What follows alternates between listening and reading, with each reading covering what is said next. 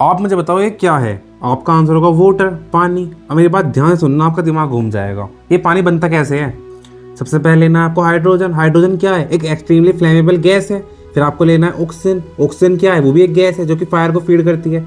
अगर आप हाइड्रोजन के 2 एटम और ऑक्सीजन के 1 एटम को कंबाइन कर दोगे तो आपको मिल जाएगा H2O, मतलब पानी।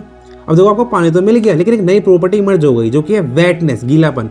अगर मैं पानी को पेपर पर डाल दूंगा तो पेपर गीला हो जाएगा। अब बताओ, क्या ये वेटनेस ऑक्सीजन या हाइड्रोजन के अंदर एग्जिस्ट करती थी? नहीं, बट स्टिल दोनों को कंबाइन करने से हमें वेटनेस मिल गई। दिस इज कॉल्ड इमरजेंस, मतलब कंप्लीट नई प्रॉपर्टी इमर्ज हो जाए जो कि लोअर लेवल में एग्जिस्ट नहीं करती थी।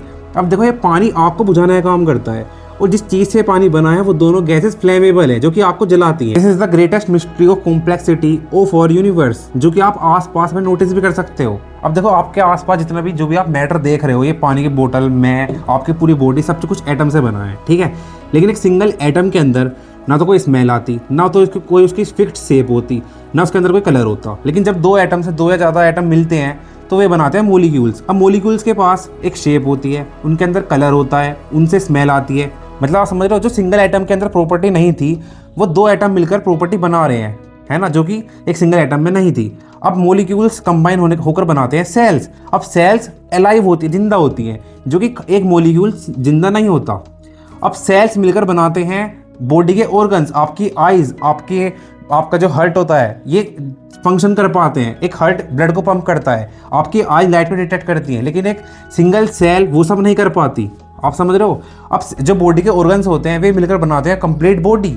एक कंप्लीट बॉडी चल सकती है, रिप्रोड्यूस कर सकती है, सो सकती है, हंट कर सकती है, जो कि एक सिंगल ऑर्गन नहीं कर सकता। अब बॉडीज इंटरेक्ट करती हैं ग्रुप्स में, और एक ग्रुप मिलकर बनाता है सोसाइटी, जिसके अंदर लॉज होते हैं, लैंग्वेज होती है। लेकिन एक सिंगल बॉडी, इन सब के पास ये लैंग्वेज वगैरह कुछ नहीं होता। आप एक चीज नोटिस कर रहे हो, हर एक स्टेप में कुछ नया अपीयर हो रहा है।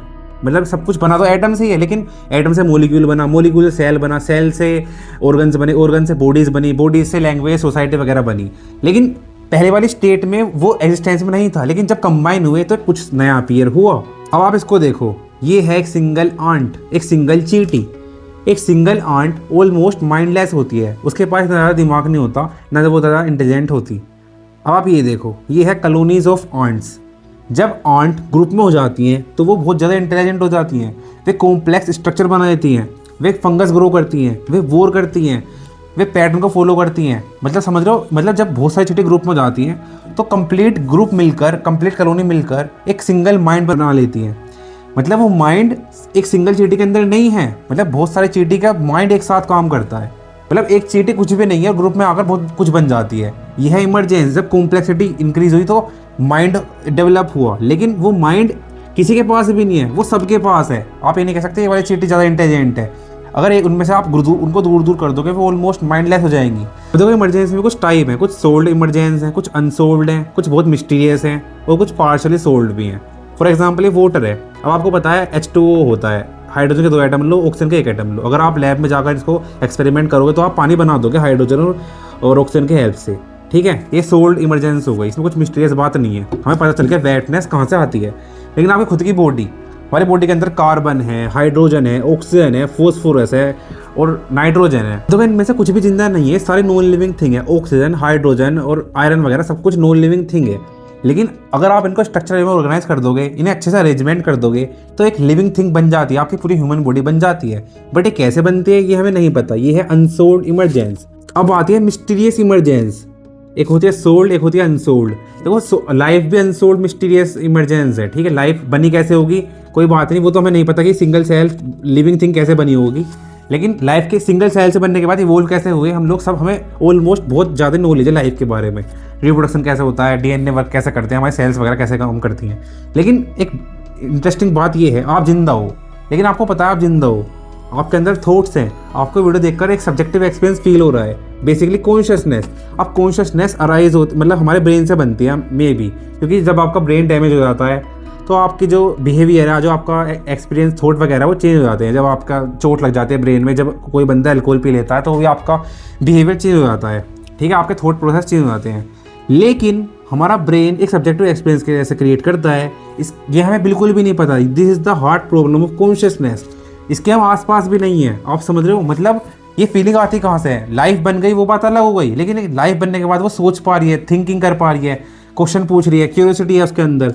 ये है एक हार्ड इमरजेंस। बेसिकली अगर हम अपने ब्रेन के सारे न्यूरॉन्स को मैप भी कर लें तो भी हम ये नहीं बता पाते कि सब्जेक्टिव एक्सपीरियंस कहाँ से आ रहा है, कॉन्शियसनेस कैसे क्रिएट कर रहा है हमारा फिजिकल ब्रेन। अब आप सोच रहे हैं मैटर क्यों करता है? ये मैटर करता है। अगर हम कॉन्शियसनेस को फिजिकल प्रोसेस से एक्सप्लेन नहीं कर पाते फ्यूचर में भी, तो उसका मतलब कॉन्शियसनेस फिजिकल प्रोसेस से क्रिएट नहीं होती, मतलब इमरजेंस से क्रिएट नहीं होती। मे बी कॉन्शियसनेस फंडामेंटल है और ये यूनिवर्स के अंदर पहले से ही एग्जिस्ट करती है। अब देखो इमरजेंस की खास बात क्या है, हमें पता है अलग दो सेम चीज़ बनकर एक नई चीज़ बना लेती है, नई प्रॉपर्टी बना लेती है, जो कि पहले वाली प्रॉपर्टी में थी नहीं, मतलब वो पहले एग्जिस्ट करती ही नहीं थी। आप हाइड्रोजन और ऑक्सीजन को देखकर ये नहीं बता सकते कि इनके अंदर वेटनेस है, लेकिन आप कंबाइन करोगे तो वेटनेस आ जाती है। अब क्वेश्चन ये है, कौन सी नई चीज़ बनना पा के जो हमने डिस्कवर नहीं करी अभी तक, मतलब कौन सी नई चीज़ मिलाकर हम मतलब अरेंजमेंट कर हम नई चीज़ बना सकते हैं। आप समझ रहे हो? मतलब क्या पता फ्यूचर में कुछ नई चीज़ बन जाए जो हमने डिस्कवर नहीं करी हो, बस खाली दो मॉलिक्यूल या दो चीज़ों को इमर्ज कर। आप क्या थॉट्स है कमेंट सेक्शन में जरूर बताना। वीडियो अच्छी लगे तो लाइक कर देना, चैनल सब्सक्राइब कर देना। मिलते हैं नेक्स्ट वीडियो में, तब तक good bye, take care, love you all.